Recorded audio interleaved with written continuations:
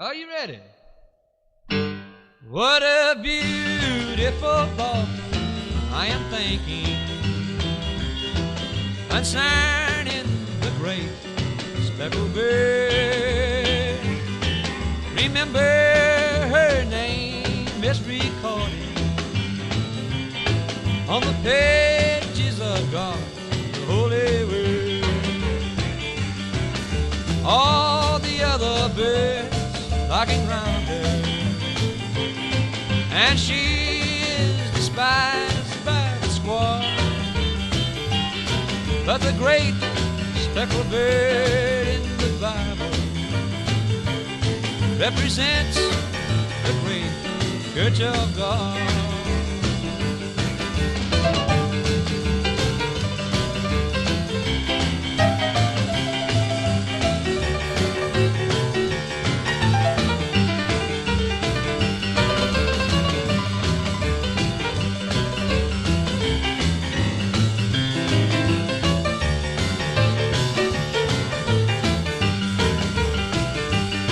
She is spreading her wings for a journey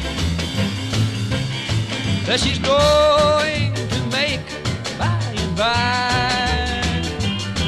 And when the trumpet shall sound in the morning, she will rise